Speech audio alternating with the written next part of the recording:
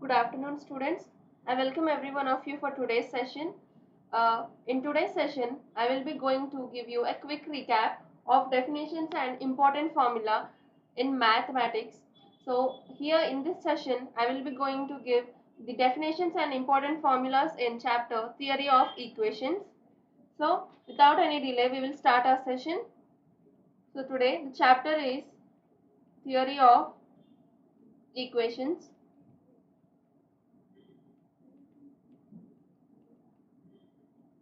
So theory of equations. So here in theory of equations, we will consider an polynomial expression. We will consider here a polynomial in x of degree n. So we will consider a polynomial. So that polynomial as f of x is equals to a0 plus a1x plus a2x square and so on up to an x power n. So this is said to be a polynomial in x that have a degree n. So this is said to be if we consider a complex number alpha. So if we say this complex number as a 0, nothing but a root of this, so then the polynomial must and should satisfy f of alpha is equals to 0. If we say alpha is a 0 or a root, then it should satisfy f of alpha is equals to 0. So now moving on to the next point. So this is a polynomial. In degree n, that is in variable x. So now we will also see another representation. A polynomial could also be represented here the nth degree polynomial. So this is the nth degree polynomial, right? So this is the nth degree polynomial could also be represented as it is also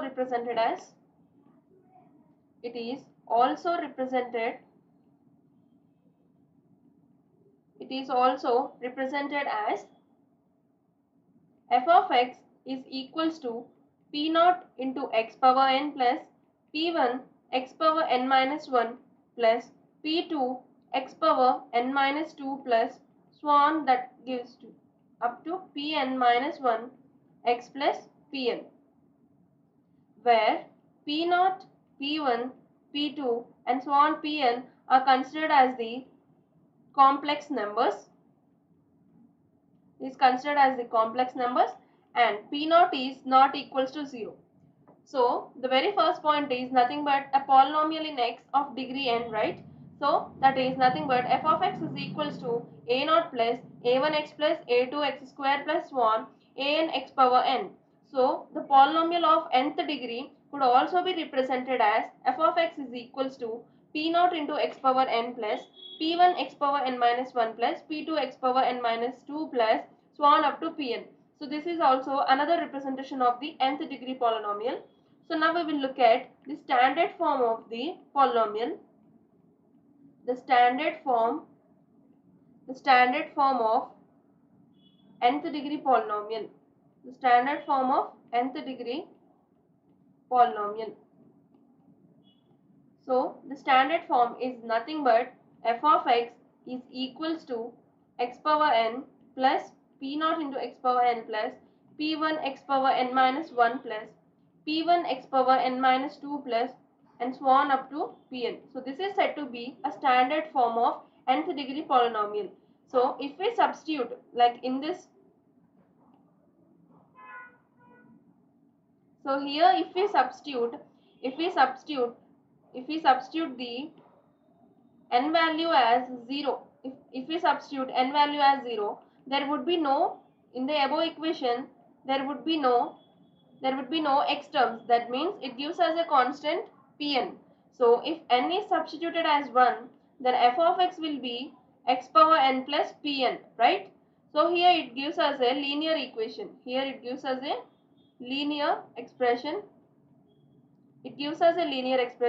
And here it is a constant. So it is a linear So we can say it is a linear expression or a linear polynomial. So hence we are saying it's a polynomial. So it's a linear polynomial, and n is equals to 2, then f of x would be x square plus p1 into x plus pn. So this is a quadratic polynomial. If we substitute n is equals to 3, then f of x is said to be x cube plus p1 x square plus p2 x plus pn. So this represents a cubic polynomial.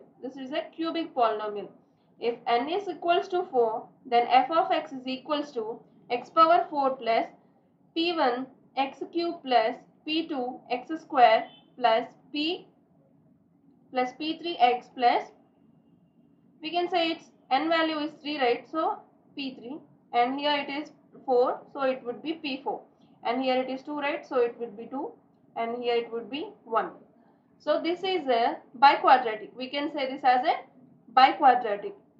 So this is a standard form of the polynomial, standard form of the nth degree polynomial, and if n is equals to 0, then it represents a constant, that is p naught, and if n is equals to 1, then that represents a linear polynomial. N is equals to 2, then represents a quadratic polynomial. If n is equals to 3, then that is a cubic polynomial.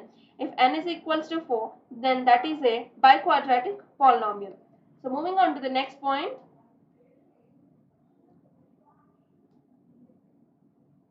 So the degree of the polynomial. So here the degree of a polynomial. So the degree of the polynomial f of x represented as DEG, that is represented as degree of f of x. In short notations, we can represent the degree of a polynomial as DEG into f of x. So this represents a degree, and now we will see so if f of x and g of x are given two polynomials.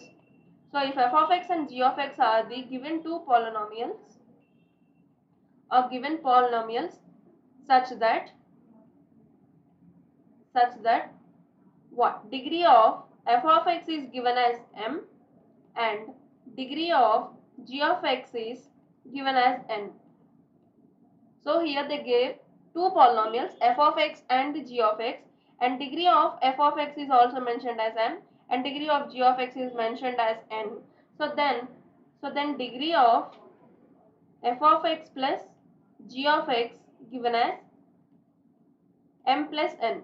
So if f of x plus g of x, these two polynomials are added together, then the degree would be m plus n.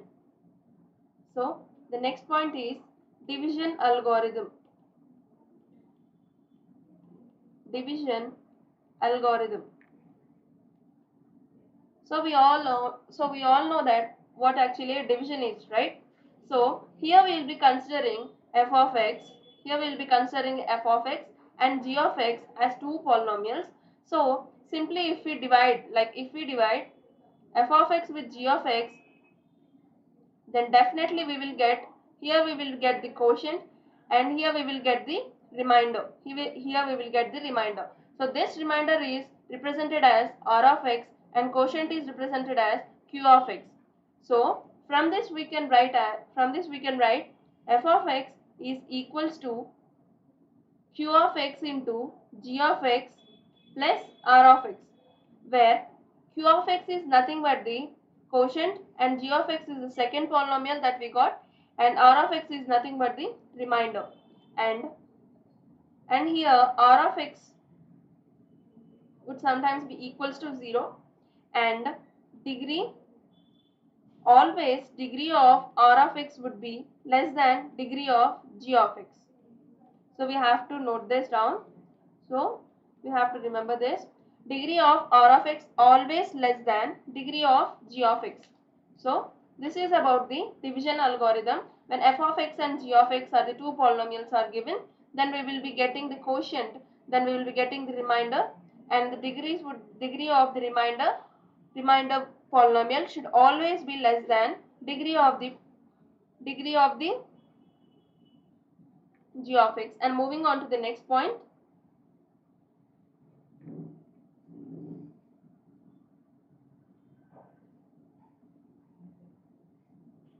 So next we will be looking at the remainder theorem. Next we will be looking at the remainder theorem. So if we consider f of x as a polynomial, then the remainder of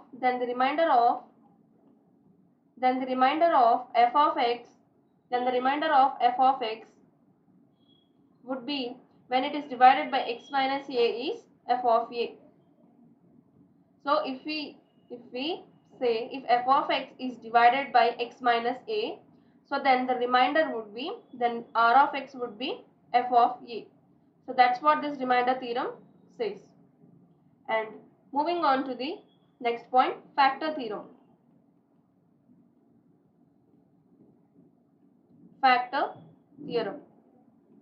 So factor theorem is nothing but, if f of x is the given polynomial, then f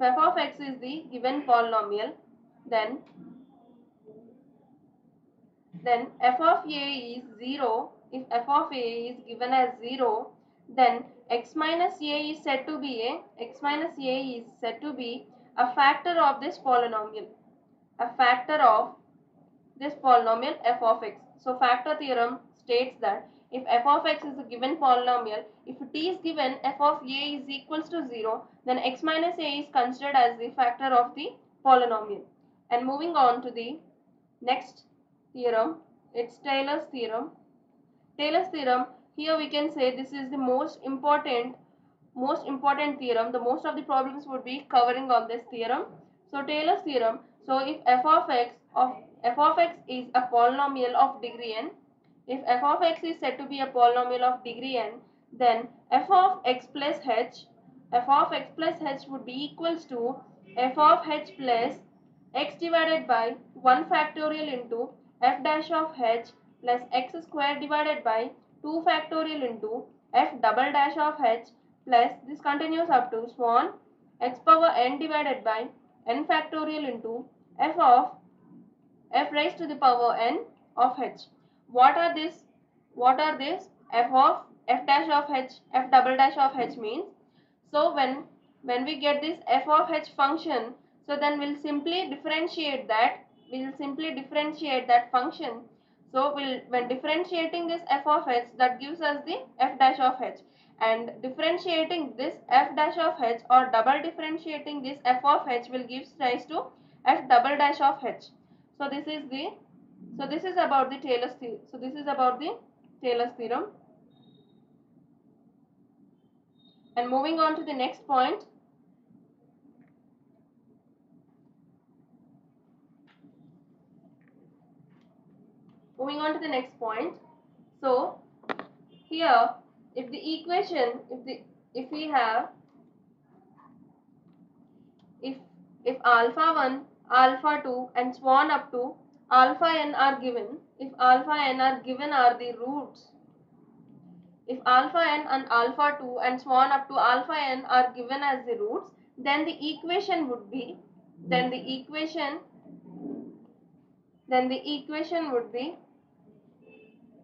x minus alpha 1 into x minus alpha 2 so on up to x minus alpha n is equals to 0. If alpha 1, alpha 2 and so on alpha n are given as roots, so then we can, if roots are given, then we can obtain the polynomial like x minus alpha 1, that is multiplied with x minus alpha 2 so on up to x minus alpha n. Whatever the roots that are given, we can obtain the equation by obtaining this.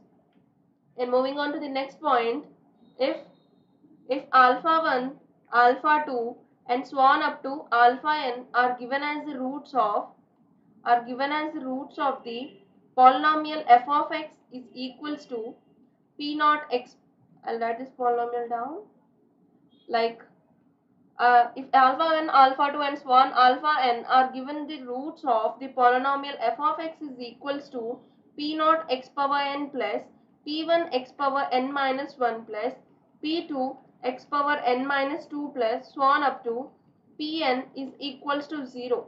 So if it is given alpha 1, alpha 2 and so on alpha n as the roots of this equation. So then the sum of the roots would be, then sum of roots is given as, if sum of roots alpha n is given as, that is denoted with S1, given as minus P1 divided by P0, where this P1 is nothing but the coefficient of x power n minus 1, and P0 is said to be the coefficient of the highest degree, So the next one is sum of products of roots, taken two at a time, are nothing but, if alpha 1, alpha 2, so on, alpha 1, alpha n are given as roots, so then alpha 1 is multiplied with alpha 2 plus alpha 3 into alpha 4 plus, so at a time we are considering only 2, and the product of those are added together. So that's what the sum of products of roots taken at a time 2 is saying, and the summation of alpha 1 and alpha 2 is given as, it is denoted as S2, that is given as P2 divided by P0, where P2 is nothing but the coefficient of x power n minus 2 divided by the coefficient of P0, that is nothing but the coefficient of highest degree in the given equation. So this is the sum of products of roots taken two at a time. And next, the sum of products of roots taken three at a time are taken three at a time. So it is denoted as S3, that would be equals to summation of alpha 1, alpha 2 and alpha 3 is equals to minus P3 divided by P0, Here nothing but, if alpha 1, alpha 2, alpha 3 and so on alpha n are given as the roots, right? So if alpha 1, alpha 2, alpha 3 plus alpha 3, so here we will be considering alpha 2, alpha 3 and alpha 4. So such kind of, we are taking 3 at a time, and those are multiplied together and that are added. So that's what it's stating here. The sum of products of roots taken 3 at a time, that is denoted as S3, is given as minus P3 divided by P0. And last one, the product of the roots. The product of roots is given as, that is denoted as Sn, is equals to alpha 1, alpha 2, so on up to alpha n, is given as minus 1 whole to the power of n into Pn divided by P0. Minus 1 whole to the power of n, that is multiplied with Pn divided by P0. So this is considered as the product of the roots. And this is the sum of the roots and sum of the product of roots taken two at a time, and sum of products of the roots taken three at a time. And moving on to the next point, if a given cubic equation as ax cube plus bx square plus cx plus d is equals to 0. So a cubic equation is given, then alpha comma beta comma gamma are said to be the roots of this quadratic equation, the roots of this cubic equation, So then S1 nothing but the sum of the roots alpha plus beta plus gamma is given as minus b by a, and the sum of the products of the roots taken two at a time, alpha beta plus beta gamma plus gamma alpha, is given as c divided by a, and S3 is nothing but the product of the roots alpha beta gamma, that is denoted as S3, is given as minus d divided by a. So when a cubic equation is considered, if we apply the above formulas that we have discussed, so the S1 is nothing but the sum of the roots, and S2, that is nothing but the sum of product of the roots taken two at a time, and S3 the product of the roots. Moving on to the next point. So if we will consider a biquadratic equation, that is ax power 4 plus bx cube plus cx square plus dx plus e is equals to 0. if we consider a biquadratic equation, then S1 nothing but then alpha, beta, gamma, beta, gamma, delta are said to be the roots. If these are said to be the four roots of this given biquadratic polynomial, then sum of the roots S1 is equals to alpha plus beta plus gamma plus delta is given as minus b divided by a. And next S2, that is nothing but the sum of the products of the roots taken two at a time, nothing but alpha beta plus beta gamma plus gamma delta plus delta. So this is alpha beta plus beta gamma plus. So here we can alpha beta plus. Here we can alpha, here we are taking two at a time, right? Two at a time, that means alpha, beta, gamma and delta. So alpha beta plus alpha gamma plus alpha delta. So alpha beta plus, we have wrote this already. So alpha gamma plus alpha delta. And next then beta gamma plus beta delta. Beta gamma plus beta delta plus then gamma delta. So these are the product of the sum of products of the roots taken two at a time, that gives us C divided by A. That gives us C divided by A.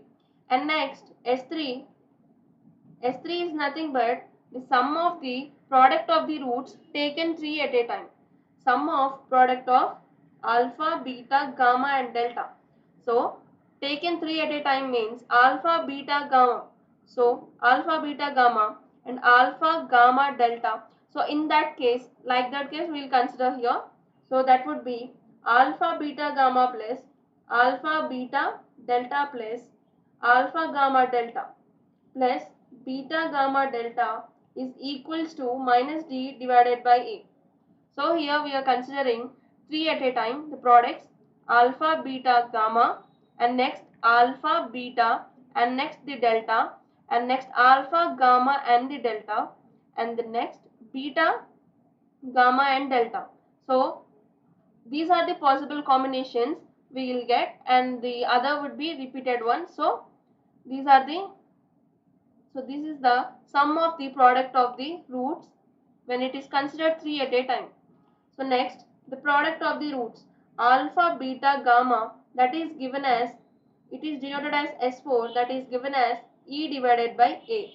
So this is the case when we have a biquadratic polynomial. So these are the sum of the roots and these are the sum of the product of the roots when taken two at a time, and here it is the sum of the product of the roots when taken three at a time, and this is nothing but the product of the roots. So next, moving on to the next point. So the equation, so if we have an equation like we have alpha and beta are given as the roots of alpha and beta are given as roots, then we can construct the equation as, so if it have two roots, we can say it is a quadratic equation. So from that we can get the equation as x square minus alpha plus beta into x plus alpha into beta. So this is said to be the quadratic equation. If we have roots, then we can find out what the quadratic equation is. So this alpha plus beta is nothing but sum of the roots, that is denoted as S1. Alpha beta is nothing but the product of the roots, we can denote this as S2. So then the equation could be written as x square minus S1x plus S2 is equals to 0. So this is the case when alpha beta are given as the two roots. And moving on to the next point. So if we have similarly, if we have alpha, beta, gamma as the roots, so we can construct definitely it would be a cubic equation, and from that cubic equation we can obtain the equation as x cube minus alpha plus beta plus gamma into x square plus alpha beta. Here we can get alpha beta plus alpha gamma plus alpha delta plus beta gamma plus beta delta plus and gamma delta into x square it's x cube. Here we have okay, it is x square. Here it is given as 3 roots, right? I'm considering this is for 4 roots. Okay. So here will S1 is nothing but alpha plus beta plus gamma. S2 is nothing but alpha beta plus beta gamma plus gamma alpha. And S3 is nothing but alpha beta gamma. Then the cubic equation would be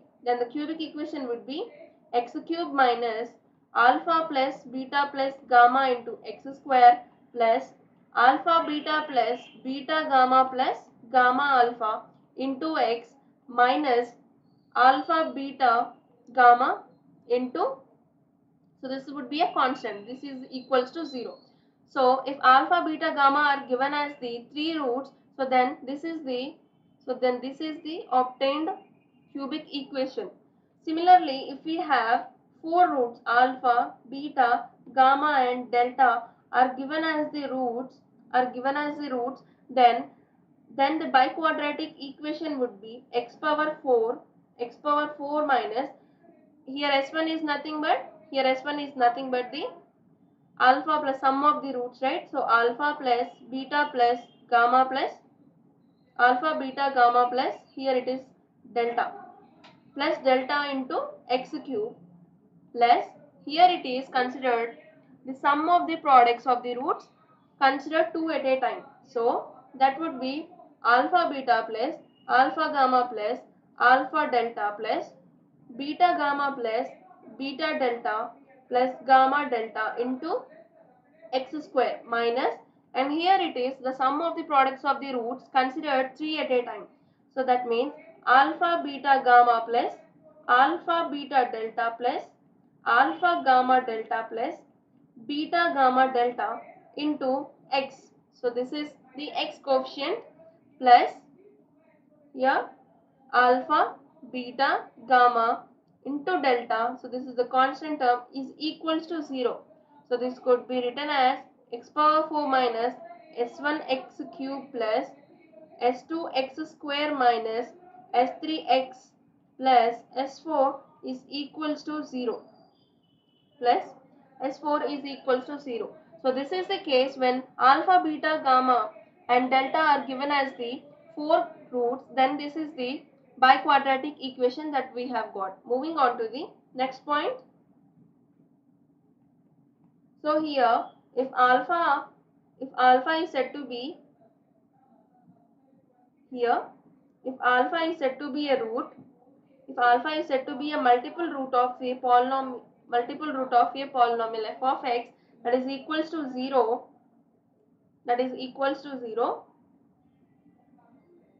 then order multiple root, if this multiple root is of order, here if multiple root, here we are considering multiple root alpha of order m, if order m for a algebraic equation f of x is equals to 0, if multiple root alpha of order m is said to of an f of x is equals to 0 is said to be a multiple root, if it occurs here f of x is given, then f dash of x is equals to 0, is said to be equals to 0 when where f dash of x is nothing but the derivative. Here it is said to be a derivative of f of x. And moving on to the next point, symmetric functions. Symmetric functions. The symmetric functions of f of x. So when function of the roots of an equation, here if alpha, let us for example if consider alpha beta as 2 roots, if these 2 roots are interchanged, if these two roots are interchanged, then function f of x, if these two roots are interchanged, then function f of x remains unchanged. That is, though after interchanging of these roots, if the function remains interchanged, then such function is said to be a symmetric function. And the most important point is next one here, if f of x is equals to 0, if the roots of this f of x is equals to 0 are given as in HP. So if f of x is equals to 0 is a given equation, then those roots are in HP. If he says the roots are in HP, then f of 1 by x is equals to 0, then these roots will be in AP. Then these roots will be in arithmetic progression. So if these roots of f of x are said to be in harmonic progression, then roots of f of 1 by x are said to be in arithmetic progression. And moving on to the next point, if an equation, so in an equation the coefficients, if the coefficients are said to be real, then roots would be imaginary, and those will be in conjugate pairs. So the imaginary roots, that's nothing but the imaginary roots occur in conjugate pairs. That means if the coefficients are said to be real, then if a plus ib is considered as one root, then a minus ib is considered as the another root, and these are nothing but the conjugate pairs. This happens when the coefficients of the equation are real. So if the coefficients of the equation, what if the coefficient of the equations are rational? If it is given, if we observe that the coefficients are rational, then we can say it has irrational roots. It has irrational roots that occur in pairs of conjugate surds. Surds nothing but a plus root b, a minus root b. So these are said to be surds, and these are a pair of conjugate surds. If the coefficients are said to be rational, then roots are said to be the conjugate surds. So moving on to the next point. In an equation, the given equation f of x is equals to 0, if the roots are with contrary signs, that means opposite signs. If the roots of equations are contrary signs, then f of minus x would be equals to 0, are said to be, if the roots are having contrary signs, that means opposite sign, then f of x minus would be equals to 0. And next point is, if the equation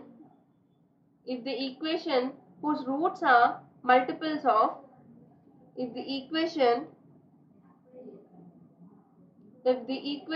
whose roots are multiples of k, where k is not equals to 0, if roots are said to be multiples of k, then the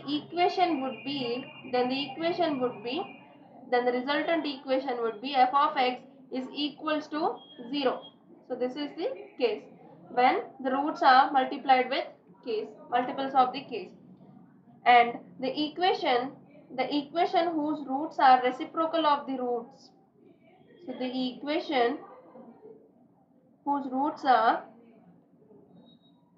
said to be the reciprocals of the roots. That means if alpha is considered as one root, then the other root would be 1 by alpha. If beta is considered as one root, then 1 by beta is considered as another root. So in that case, the equation of that roots would be f of 1 by x of those roots of f of x is equals to 0 is f of 1 by x is equals to 0. So this would be the case when the roots are reciprocals. And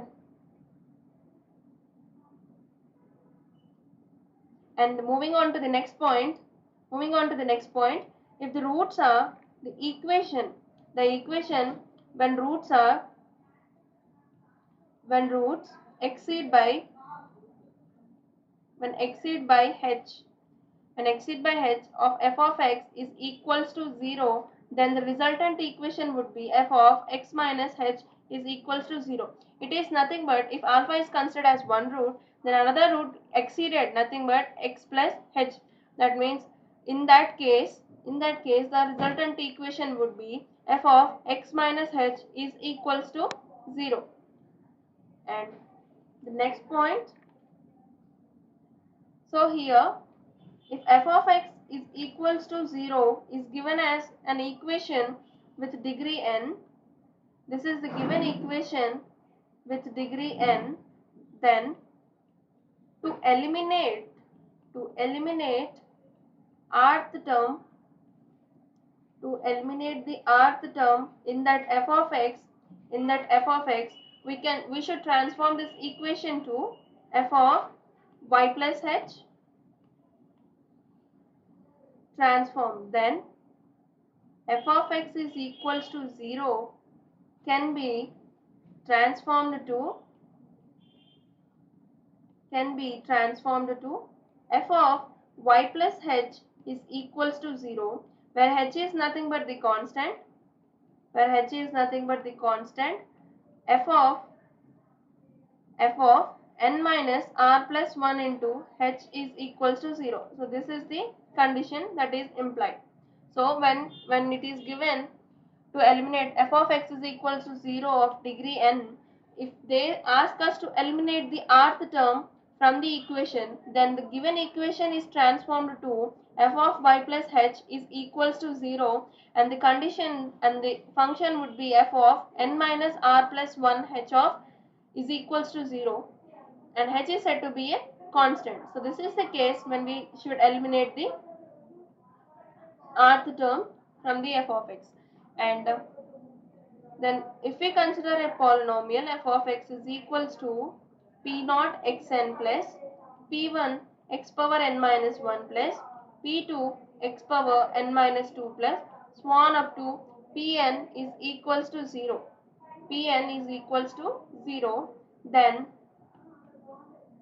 Then to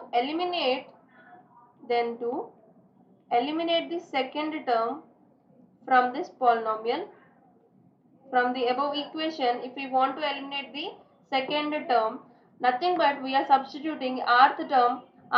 Here it is said as the second term. So simply we can substitute r as 2.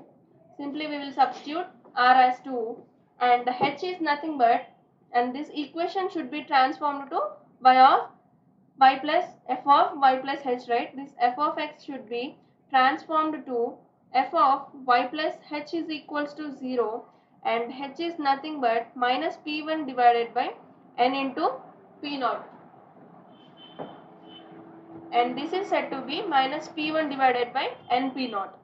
So if we want to eliminate the second term, so these are the conditions that we take.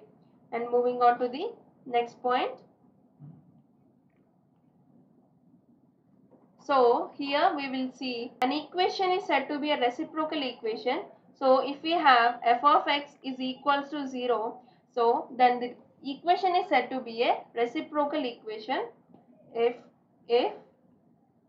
1 by alpha is said to be a root of f of x is equals to 0, and alpha is nothing but the root of f of x is equals to 0. So this equation is said to be a reciprocal equation.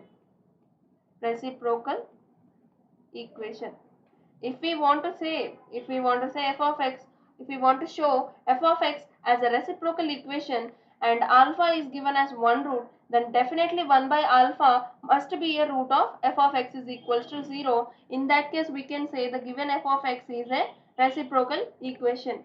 And moving on to the next point, reciprocal equation of first class.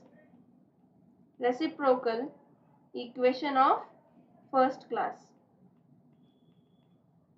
So reciprocal of equation of first class is nothing but if given f of x is equals to p naught x power n plus p1 x power n minus 1 plus so on up to pn is equals to 0. If this is the given equation, then the reciprocal equation of the first class, to show this f of x as a reciprocal equation of the first, we should pi is equals to pn minus I. So we should show pi is equals to pn minus I. So then it is considered as a reciprocal equation of first class. And the next, the reciprocal equation of second class. The reciprocal equation of the second class. So in that case, the given f of x equation as f of x is equals to p naught x power n plus p1 x power n minus 1 plus so on up to pn is equals to 0. So this is said to be a reciprocal equation of the second equation if and only if it is pi is equals to minus pn minus I. So if it is equals to the minus pn minus I, then it is said to be a reciprocal equation of the second class. Moving on to the next point. Here f of x is equals to 0. Here f of x is given as a, if f of x is said as a reciprocal equation of degree n, then the condition would be x power n into f of 1 by x is equals to plus or minus f of x. So if f of x is given as a reciprocal equation of degree n, then it should satisfy the condition x power n into f of 1 by x is equals to plus or minus f of x. Okay, and moving on to the next point. If f of x is equals to 0 is a reciprocal equation of the first class, is a reciprocal equation of first class, and it has an odd degree. That means that could be 1, 3, the highest degree would be 1, 3, 5, 7, like this odd numbers. So then odd degree. So in that case, minus 1 is said to be a root of f of x is equals to 0. So if given f of x is equals to 0 as a reciprocal equation of first class, then the odd degree, and if it has odd highest degree, then minus 1 is said to be a root of that equation. Similarly, if f of x is equals to 0 is a reciprocal equation, it is said to be a reciprocal equation of second class, and has an odd degree, then plus 1 is said to be a root of f of x is equals to 0. And the next point, similarly, if f of x is equals to 0 is said to be a reciprocal equation of second class,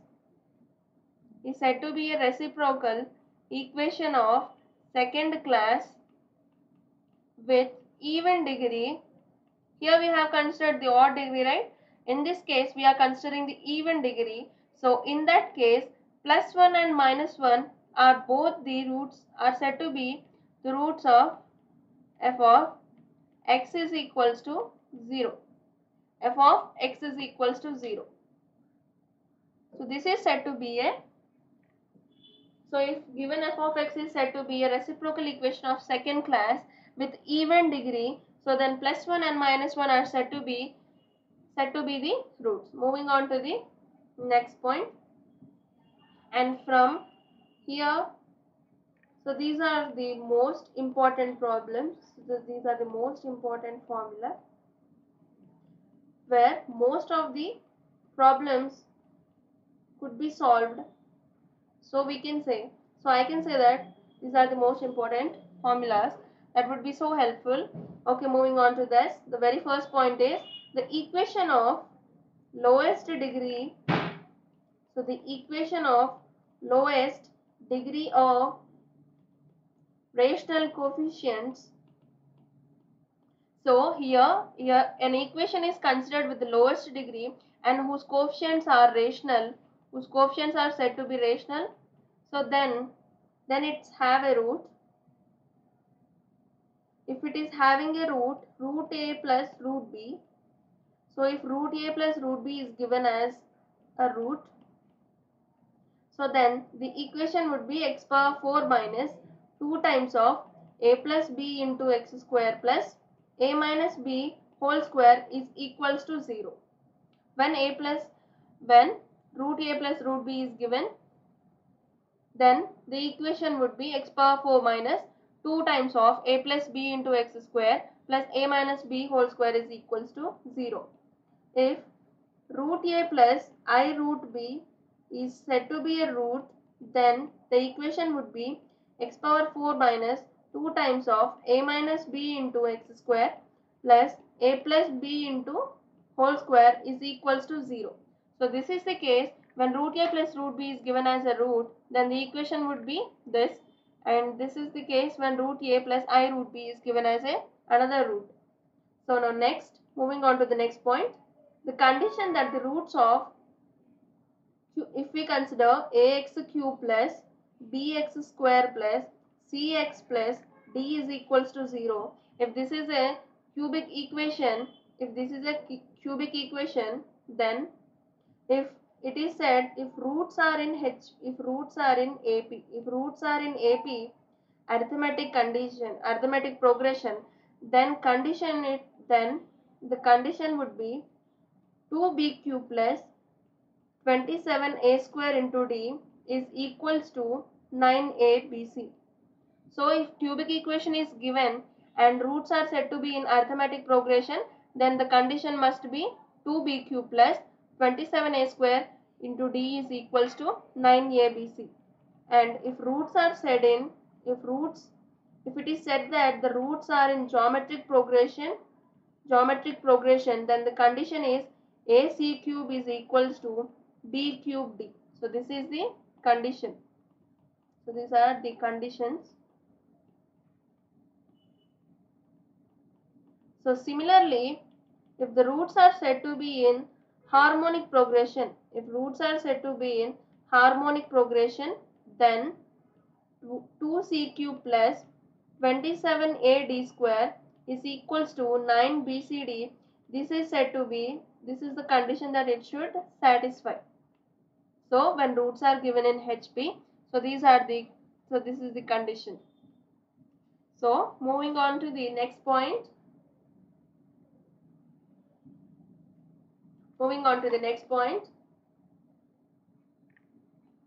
Given if a cubic equation is given as ax cube plus bx square plus cx plus d is equals to 0, then sum of the other two roots, if let us consider alpha, beta and gamma as roots. So here if a root alpha is equals to b plus gamma, if it satisfies, like one of the roots should be equals to the sum of the other roots. So if it satisfies that condition, that means one root is equals to, if one root is equal to sum of the other two roots,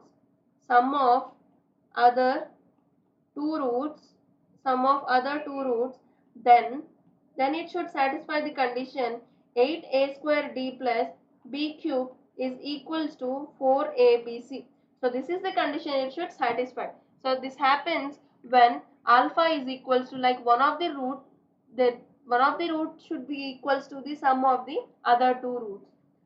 And next point, if we consider the cubic equation ax cube plus bx square plus cx plus d is equals to 0, if any of the two roots would be equals to -1. That means alpha beta is equals to 1 maybe, or beta gamma could be equals to -1, or gamma alpha is equals to -1. So if any of the two roots in this cubic equation are equals to -1, the product of any two roots is -1, then it should satisfy the condition a into a plus c plus b into b plus d is equals to 0. So that is the condition when product of any two roots is -1. So next, moving on to the next point. Considering here alpha, beta, gamma are the roots of cubic equation ax cube plus bx square plus cx plus d is equals to 0. If this is said to be, these three are said to be the roots of this cubic equation, then we have few conditions. Like alpha square plus b square, beta square plus gamma square, that is nothing but the s1 square minus 2s2. So these are very important notations, I can say. Most of the problems could be covered if we remember, and that would be equals to b square minus 2ac divided by a square. So here it is nothing but the sum of individual squares of the roots is equals to s1 square minus 2s2 is equals to b square minus 2ac divided by a square. And similarly, the cubes of the sum of the individual cubes, that would be alpha cube plus beta cube plus gamma cube, that is equals to s1 cube minus 3 times of s1 s2 plus 3 times of s3 is equals to 3abc minus b cube minus 3a square d divided by a cube. So this is said to be a condition if the roots are raised with the power 3 and are added together. And the third would be, similarly, if we raise the power to 4, that means alpha power 4 plus beta power 4 plus gamma power 4 is equals to s1 power 4 minus 4s1 square into s2 plus 4s1 s3 plus 2 times of s2 square, and this could be also equals to b power 4 minus 4a b square c plus 4a square bd plus 2a square c square divided by a power 4. And similarly, we have, if alpha is multiplied with beta plus gamma plus beta is multiplied with gamma plus alpha plus gamma into alpha plus beta, then this gives you 2 times of s2 and also equals to 2 divided by ca, 2 into c divided by a. And moving on to the next, alpha square into beta plus gamma plus beta square into gamma plus alpha plus gamma square into alpha plus beta is equals to s1 s2 minus 3 times of s3. And similarly, alpha plus beta into beta plus gamma into gamma plus alpha, that would be equals to s1 s2 minus s3. And moving on to the next point, if ax power 4 plus bx cube plus cx square plus dx plus e is equals to 0 is a biquadratic equation, and alpha, beta, gamma and delta are said to be the roots. Then alpha square plus, we will obtain the, from the above, the above was a cubic equation. Similarly, from the above, as what we have done above, we will obtain this for a biquadratic equation. So alpha square plus beta square plus gamma square plus delta square, that would be equals to s1 square minus 2s2, that is nothing but b square minus 2ac divided by a square. And the second one, alpha cube plus beta cube plus gamma cube plus delta cube would be equals to s1 cube minus 3 times of s1 s2 plus 3 times of s3, that is equals to 3abc minus b cube minus 3a square d divided by a cube. Moving on to the next one, alpha power 4 plus beta power 4 plus gamma power 4 plus delta power 4, that would be equals to s1 power 4 minus 4, that would be equals to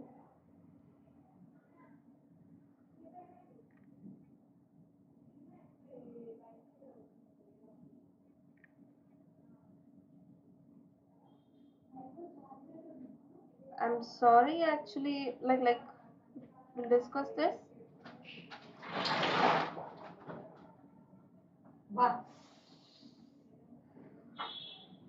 Here this is the case.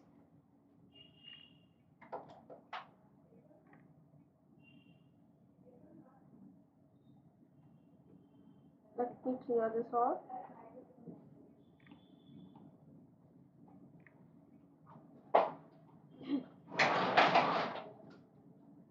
So moving on to the next. So these are the points that we have covered earlier.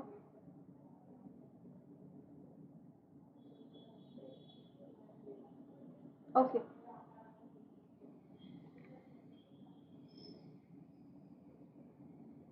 Here it is, make a small correction. Here it would be gamma power 4 and this would be this everything. I think we should make a slight correction in this. Okay. And erase this fifth point, erase this fifth point, erase this fifth point over here.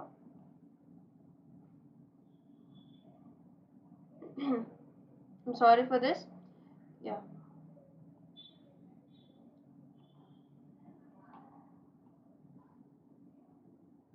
We'll be just going, I'll give you a quick recap. I'm sorry for this. Okay. And here it is the product, right? Okay. Here it is the product.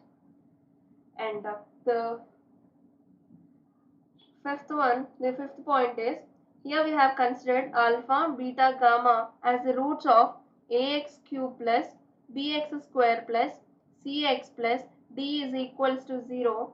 Then the conditions are alpha square plus beta square plus gamma square is equals to s1 square minus 2 times of s2, that is equals to b square minus 2ac divided by a square. So this is the condition when the roots are raised to the power 2 and are multiplied together, added together.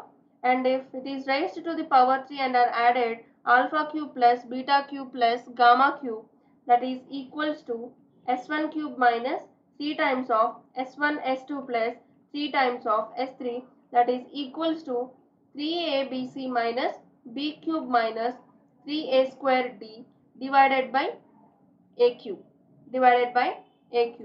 and here similarly, if it is raised to the power 4, alpha power 4 plus beta power 4 plus gamma power 4 is equals to s1 power 4 minus 4 times of s1 square into s2 plus 4 times of s1 and s3 plus 2 times of s2 square, that could be equals to b power 4 minus 4a b square c plus 4a square bd plus 2a square c square divided by a power 4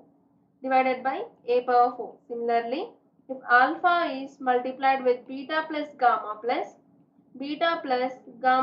plus alpha, that is added with gamma into alpha plus beta is equals to 2 times of S2, that is equals to 2 into C divided by A. And the fifth point that comes here, if alpha square into beta plus gamma plus beta square into gamma plus alpha plus gamma square into alpha plus beta is equals to S1 S2 minus 3 times of S3. And similarly, if we add this alpha plus beta, that is multiplied with beta plus gamma, that is multiplied with gamma plus alpha, then that gives us S1 into S2 minus S3. And moving on to the next point. So if we consider alpha, beta, gamma and delta as the roots of the biquadratic equation, ax power 4 plus bx cube plus cx square plus dx plus e is equals to 0, then similarly alpha square plus beta square plus gamma square plus delta square is equals to s1 square minus 2 times of s2, that would be equals to b square minus 2ac divided by a square. B square minus 2ac divided by a square. If it is, then if we raise power 3, that means alpha cube plus beta cube plus gamma cube, here it is gamma cube plus delta cube, that would be equals to s1 cube minus 3 times of s1 s2 plus 3 times of s3, that is equals to 3abc minus b cube minus 3a square d divided by a cube. And the next point comes here is, if we raise power 4, alpha power 4 plus beta power 4 into gamma power 4 plus into delta power 4, that would be equals to s1 power 4 minus 4 times of s1 square into s2 plus 2 times of s2 square minus 4 times of s4, that is equals to b power 4 minus 4 a b square c plus 4 a square bd plus 2 a square c minus 4a cube e, that is divided by a power 4. And the fourth point comes here is, similarly if we add alpha square beta, that means alpha, beta, gamma and delta, right? So if it is alpha square into beta, alpha square into gamma, alpha square into delta, and beta square into gamma and beta square into delta and gamma square into delta. So in that case we will get s1 s2 minus 3 times of s3. So next point is summation of alpha square into beta gamma, that is nothing but alpha, beta, gamma and delta are given. So if it is alpha square beta into gamma and alpha square gamma into delta and next beta square into gamma into delta, and so that summation would be denoted as summation of alpha square into beta gamma, and that would be equals to s1 into s3 divided by 4 times of s4. So moving on to the next point. If alpha, beta, gamma are considered as the roots of x cube plus px square plus qx plus r is equals to 0. For this cubic equation, if alpha, beta, gamma are said to be the roots, then the conditions would be beta plus gamma and gamma plus alpha and alpha plus beta would be, so if alpha plus beta, like beta plus gamma and gamma plus alpha and alpha plus beta, so if these are considered as the roots, then the equation would be f of minus p minus x is equals to 0. If these three are considered as the roots, then the equation for the roots would be f of minus p minus x is equals to 0. And second one, if beta gamma and gamma alpha and alpha beta, so the products, so these are considered as the roots. If these are considered as the roots, then the resultant equation would be f of minus r divided by x is equals to 0. And similarly, if beta square and gamma square into alpha square and alpha square into beta square, so if these are considered as the roots, then resultant equation would be f of r divided by root x is equals to 0. So if these are considered as the roots, then this would be the resultant equation that we will get. And if alpha into beta plus gamma and beta into gamma plus alpha and gamma into alpha plus beta, if these three are considered as the roots, if these three are considered as the roots, then the equation for this would be f of r divided by x minus q is equals to 0. That would be the case when these are considered as the roots. And the next one, if beta into gamma plus 1 by alpha and gamma into alpha plus 1 by beta and alpha beta plus 1 by gamma, so if these are considered as the roots, then the equation would be f of 1 minus r, that is divided by x, is equals to 0. And similarly, if alpha minus 1 by beta gamma and beta minus 1 by gamma into alpha and gamma minus 1 by alpha, if these are considered as the roots, then the equation would be f of r into x divided by r plus 1 is equals to 0.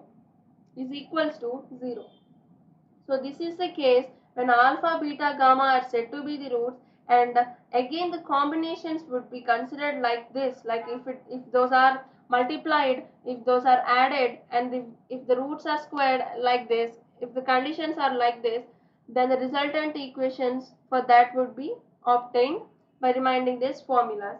And moving on to the next point, eighth one, that is Newton's theorem. That is said to be a Newton's theorem. So in Newton's theorem, here considering if alpha 1, alpha 2 and so on alpha n, if these are considered as the roots of an equation x power n plus p1 into x power n minus 1 plus p2 into x power n minus 2 and so on up to pn is equals to 0, if these are considered, and s of r, that is given as alpha 1 raised to the power of r plus alpha 2 raised to the power of r plus and so on up to alpha power m, that is raised to the power n.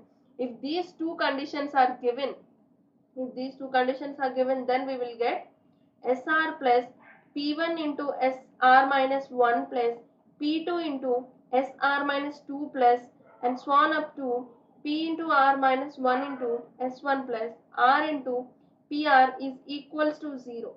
So this when r is less than or equals to n. So this happens when it is r is less than or equals to n. So if sr plus p1 into sr minus 1 plus p2 into sr minus 2 plus 1 up to pn sr minus n is equals to 0, so where r is greater than n. So the Newton's theorem states that if x power n plus p1 x power n minus 1 plus so on up to pn it is equals to 0, so this is given as a equation of a polynomial equation of degree n having roots alpha 1, alpha 2 and so on up to alpha n, and at the same time SR is defined as alpha 1, that is raised to the power r, alpha 2, that is raised to the power r, and so on up to alpha n, that is raised to the power r. So in that cases, depending upon the r, if r is less than or equals to 1, then first condition would be satisfied. If r is greater than n, then the second condition would be satisfied. So that states the Newton's theorem. That is the Newton's theorem. And moving on to the next theorem, that is Horner's theorem. That is Horner's theorem. Horner's theorem. So here let us consider a polynomial. Let us consider a polynomial f of x is equals to x power n plus p1 x power n minus 1 plus p2 x power n minus 2 plus swan pn is equals to 0. So let us consider this as a polynomial equation. This is a polynomial equation of degree n, right? Degree n. So then alpha 1, alpha 2, alpha 3 and so on up to alpha n are said to be the roots if these are considered as the roots of the above polynomial. Then SR is given as alpha 1 raised to the power r plus alpha 2 raised to the power r, so on up to alpha power n, that is raised to the power r. If these are the conditions that are given, then if r value is greater than or equals to 0, if r value is greater than or equals to 0,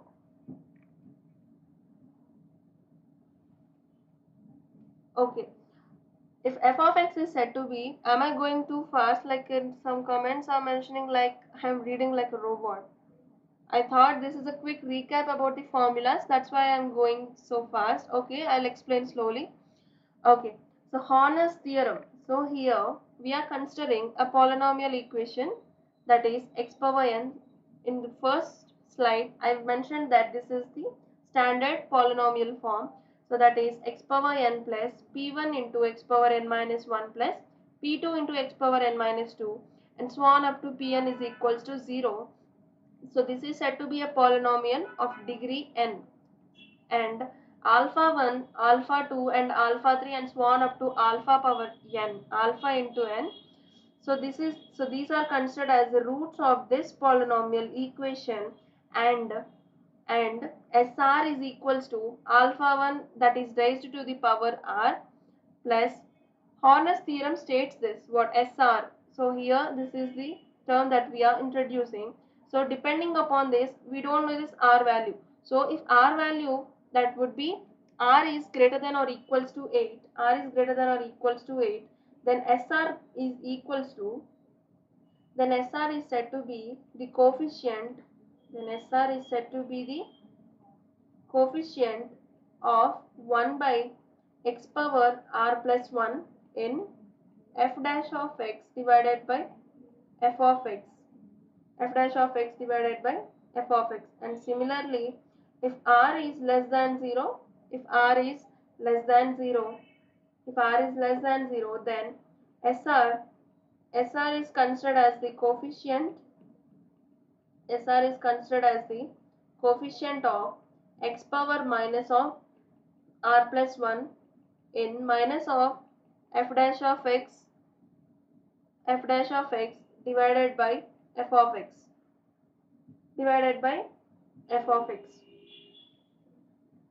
Moving on to the next point.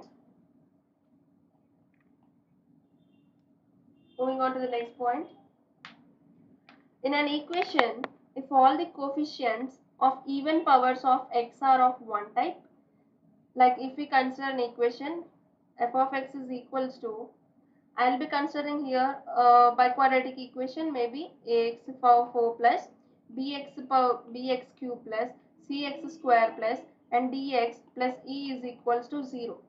In e is equals to 0, if all the coefficients of even powers of x, so here what are the even powers of x? X power 4, x square. So these two are said to be the even powers of x, right?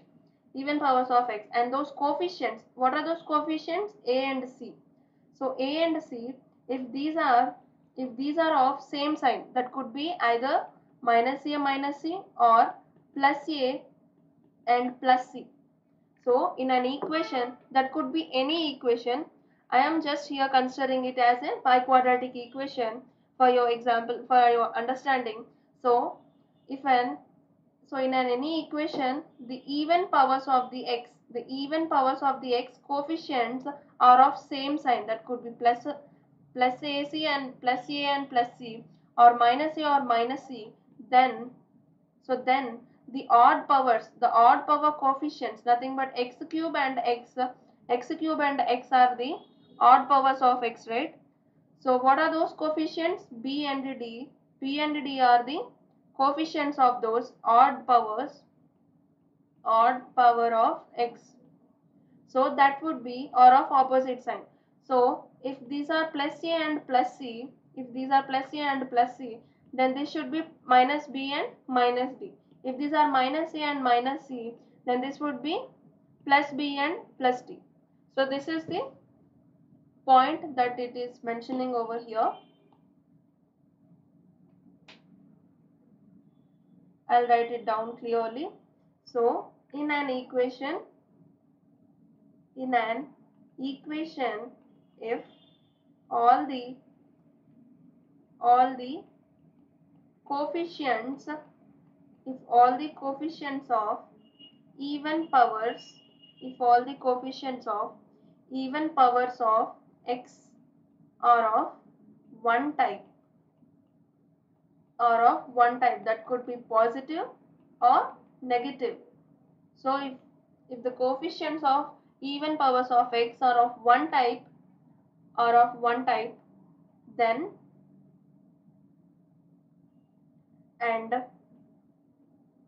the coefficients of odd powers of x are opposite.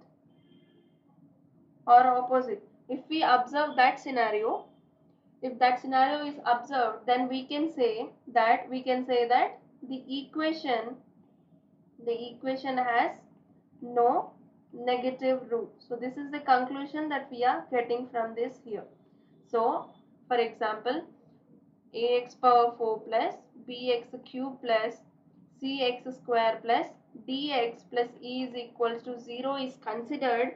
If this equation is considered, a biquadratic equation is considered, the even powers of the coefficients of even powers of the x, that means a and c, are of same sign, and the odd power coefficients, x coefficients, that is b and d.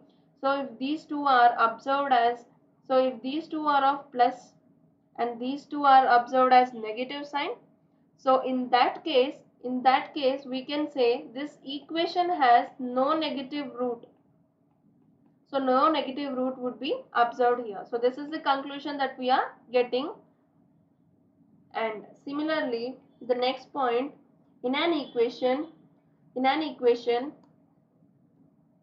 if the powers of the x, so here we have considered what? The equation that was the powers of the x power 4 plus bx cube plus cx square plus dx plus e is equals to 0, right? So in previous case we have considered if a and c are of same sign and b and d are of opposite sign, if it is considered as positive or negative, or it is considered as negative or positive, so then what we have concluded, it has no negative root. So what if these b and ac and bd are of same sign? So if a and c are of positive and b and d are as positive, so then in that case there would be no real root. Except 0. 0 is the only root. There would be no real root. Are you understanding or not? Actually, it's so clear. See, here I am considering a cubic equation. Here I am just giving, we have to conclude a root. We have to conclude the root. Root is nothing but the solution of this equation, right? We are concluding the root of the equation We are concluding the root of the equation depending upon the coefficients. Depending upon the coefficients, we are concluding the root. We are concluding the root. So here the first case, don't be scared because of this bulky statement. It's so simple. I am making you so clear. So that's what I am trying to say. I was going so fast, so I reduced my speed because of you guys, and still you are not unable to understand, then it should be a problem at your side. Okay, and I'll explain once again. This time I'll be so clear. I guess I am going so slow, but why you guys are not understanding? That's the problem over you are. Okay, ax power 5. Now, okay, if I consider ax power 5, then you will say, this time you will be under in acid, I guess. Okay, then I'll consider the equation previously. Ax power 4 plus bx cube plus cx square plus uh,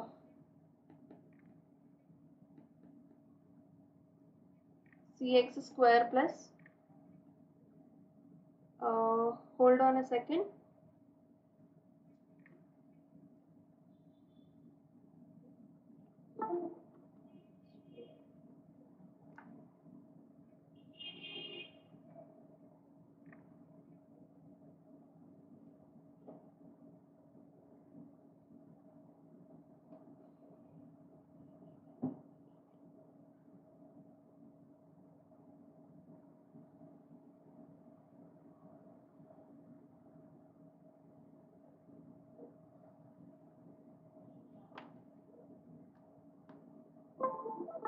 Okay, I'm sorry for the trouble. Okay, where we are? Yes, actually I am here concluding the roots of the equation depending upon the coefficients.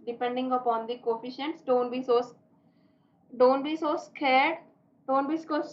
I'm just concluding here. We are. Don't be scared of this bulky statement. Actually, just focus on what I am saying. So here I am considering ax power 4 plus bx cube plus cx square plus dx plus e is equals to 0. So for example, I am considering a biquadratic equation,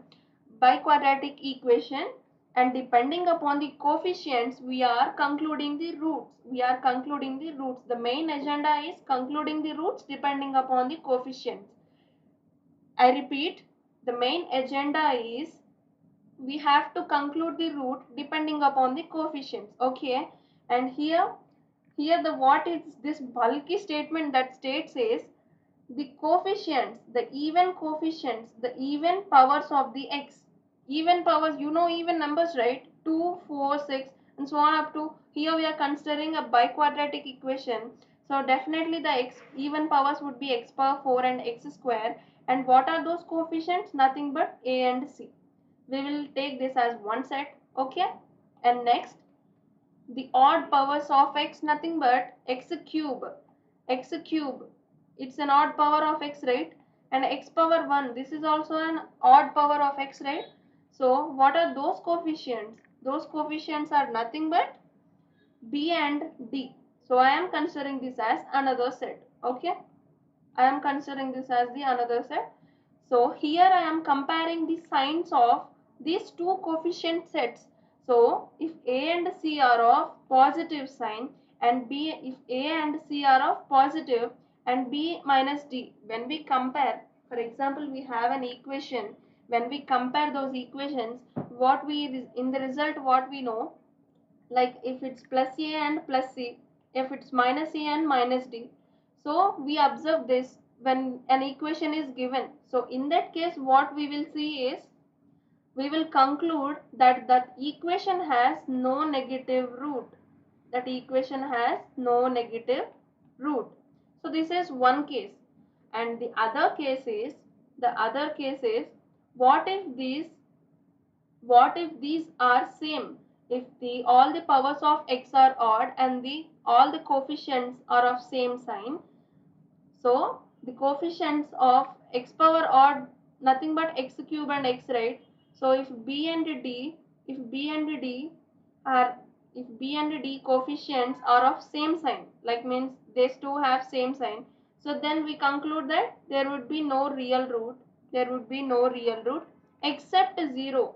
0 is the only real root. Other than that, there would be no other root. This happens when the odd when the x power, when the powers of the x, like x cube, x1 and x power 5 and so on, those coefficients are of same sign. So then we will get no real root except 0. That's what it's stating. Okay. And next what it is stating is, if all the powers of the even, if all the powers of the x are even, that means x power 4, x square, x power 4 and x power 6, x power 8. So those coefficients, if those coefficients are of same sign, that could be positive or negative, that could be either positive or negative, then that has no real root. Then that has no real root. I'll write it in the next slide. See, if, should I have to repeat this, or it's okay to continue for the next point?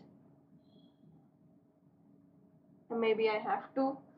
Okay. Okay, the very first one. So I'll be explaining with this by quadratic equation: ax power 4 plus bx cube plus cx square plus dx plus e is equals to 0. Okay. Don't be so bored with this. Okay. And here I am comparing the coefficients of even powers of x, even powers of x and odd powers of x, even powers of x and odd powers of x. Nothing but here it comes x power 4 and x square, and here comes x square, x cube and x power 1. Okay. And what are these coefficients? A and C. And what are these coefficients? B and D. Okay. If A and C are of same sign, maybe positive. If these are positive and positive, these are negative. If we observe this case, then there would be no negative root. No negative root. No negative root is observed. If these two are, so with these two we are comparing AC and BD, so we are concluding this point that it has no negative root. So now we are concluding with A and C, like if A is positive and B is positive, then it has no real root. Then it has no real root. So we are concluding depending on this even powers of x, only even powers of x. With this we are concluding. And here, if these have both same sign, if it is have same sign, so we are concluding the above.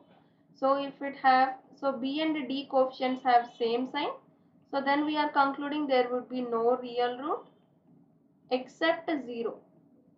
Except 0. So these are the 3 points that I was trying to say. Okay. And moving on to the next point. So finally I think I can move. Okay. I guess. Okay. Next, 11th point.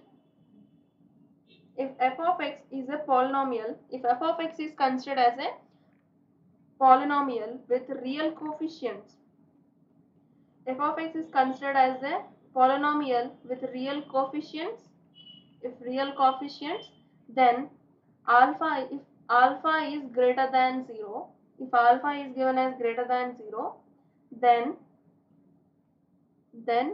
number of changes of sign x minus alpha into f of x is more than the number of changes of sign in f of x. Here, if it is saying that the number of sign changes in x minus alpha into f of x, that would be more than number of sign changes in f of x. Simply concluding that straight away point. And the next point is Descartes rule of signs. Descartes rule of sign. So here an equation f of x is equals to 0, f of x is equals to 0 is equals to 0, then that equation f of x cannot have, f of x is equals to 0 cannot have, that equation cannot have more positive roots, that cannot have more positive roots than there are changes of sign in f of x, changes of sign in f of x, and cannot have more negative roots, and cannot have more negative roots than sign changes in number of sign changes in f of minus x. So here the Descartes rule of sign, don't be so scared about this bulky statement. I'll simply clarify this for you. So here f of x is given as a polynomial equation. So here he is saying that positive roots, the positive roots for this f of x, the more positive roots for this f of x, more positive roots for this f of x. So this cannot be have a positive roots for this. Sorry for the trouble. This marker.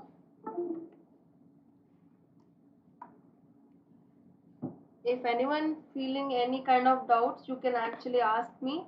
So whenever I'm going so speed, so you can tell me over the comments.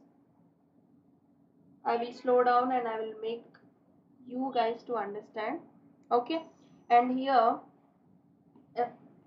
f of x. Okay, here f of x.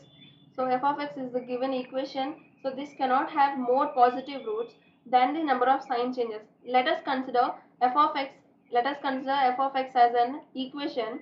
F of x as an equation. This has maybe 3 changes, maybe 3 sign changes, maybe 3 sign changes. So only 2, only less than or less than 3 only this can have, like 3 or 1 or 0. So that many positive roots this f of x equation can have.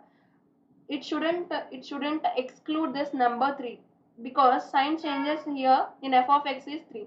Similarly, in equation f of x minus is equals to 0, f of x minus equals to 0, the negative roots like minus alpha minus beta are said to be roots. So here we observe 2 sign changes, means if we observe 2 sign changes, then it shouldn't exclude, like it should only have one negative root. It should have only one negative root. That's what it is saying. That's what the Descartes principle is actually saying. Okay. So that was the last point. And moving on to the last point in this chapter. So if f of x is given as a polynomial, and f of a and f of b have opposite signs, if f of a and f of b have opposite signs, then one root of f of x must be lie in, then one root of f of x must lie in, that must lie in a comma b. So between this a and b, definitely one root should be lying, because f of a and f of b have opposite sign. So definitely one root of this equation should lie in a and b. So I hope you guys found this session interesting and worthful. So these are the important formula and the important formulas in the chapter Theory of Equations. Thank you.